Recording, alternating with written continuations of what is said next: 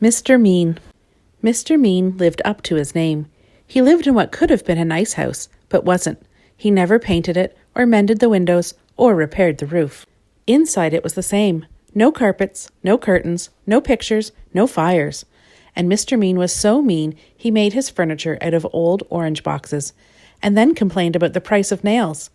Why he was so mean, do you know what he gave his brother for Christmas last year? A piece of coal. It wasn't as if Mr. Mean didn't have any money. Oh no, he had lots of money, and he kept it all hidden in a box which he kept in the kitchen. Every evening he'd sit there counting it. It was the only thing Mr. Mean liked doing. But would he spend it? Oh dear me, no. Not old Meanie. Not if he could help it. One day, Mr. Mean was sitting in his gloomy kitchen having a gloomy meal. He only ever had one meal a day, and that day he was having a cup of water and a piece of bread, which was 3 weeks old. Suddenly, he was interrupted by a knock at the door. "Drat," he said, because he didn't like people. "Drat and bother." He opened the door, and there on his doorstep stood a wizard, a rather fat wizard. "Hello," said the wizard. "I wonder if, by any chance, as it's such a warm day, you could possibly, if it's not too much trouble, be so kind as to, if it's not inconvenient, perhaps, as I'm very thirsty, provide me with, do you think, a glass, if it's not too much to ask, of water, please?" He was a very wordy wizard. "No," replied Mr. Mean rudely, and shut the door in his face, and went back into his kitchen to finish his meager meal. But there, standing in front of him, was the wizard. "How did you get in?" gasped Mr. Mean. "Well," replied the wizard, "it was by, how shall I put it, I just, waved the old what's-its-name, magic wand, don't you know, and well, here I am, if you know what I mean." "You must be very poor," he remarked kindly, looking around.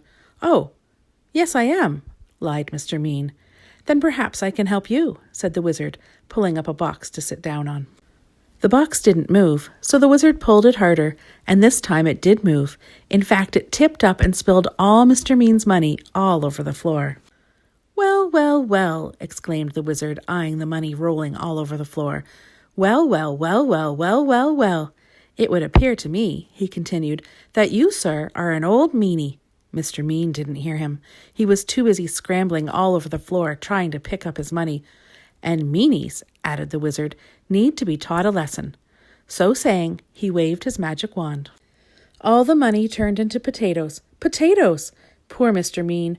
Oh dear me," he wailed. "Please turn my money back into money. Oh, please, please, please," he begged. "Perhaps," replied the wizard. "But on the other hand, taking all things into account, by and large, things being what they are, in the face of it, perhaps not.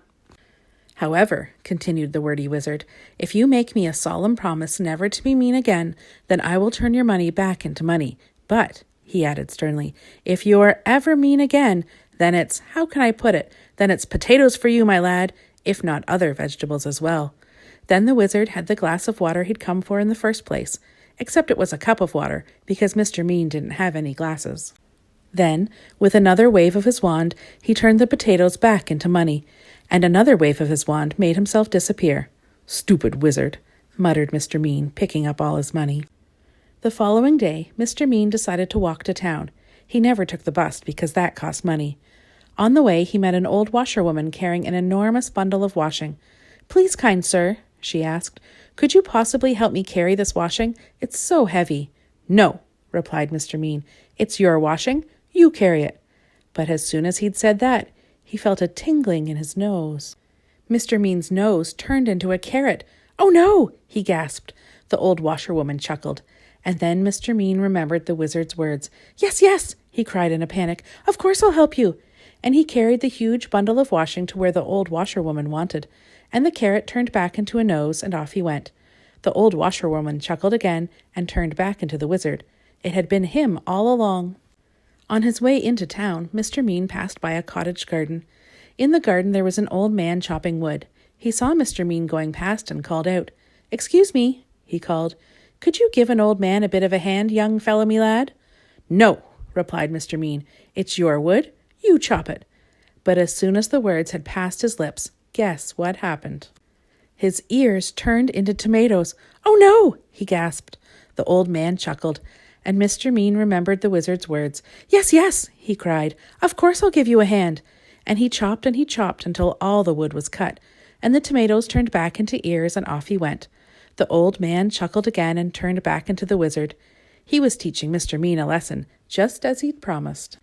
Eventually, Mr. Mean arrived in the town.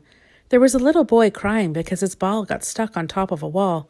"Please, sir," cried the boy. "Please, sir, could you reach my ball down for me?" "No," retorted Mr. Mean. "It's your ball, you." Then he stopped. There was a funny tingling in his feet. "Yes, yes," he said hurriedly. "Of course I will." And he reached up and passed the ball to the boy and went on his way, looking anxiously at his feet. The little boy stopped crying and turned into the wizard. "I think," he said to himself, "I think that Mr. Mean, by and large, is beginning, if I'm not very much mistaken, to be not quite so mean, and I think, although I could be wrong, although I never am, that he has, thank goodness, learned his lesson. Today he's nothing like so mean as he used to be, and he doesn't keep his money in a box in the kitchen any more.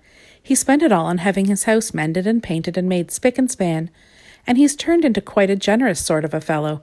Goodness, he's so generous. Do you know what he gave his brother last Christmas? 2 pieces of coal.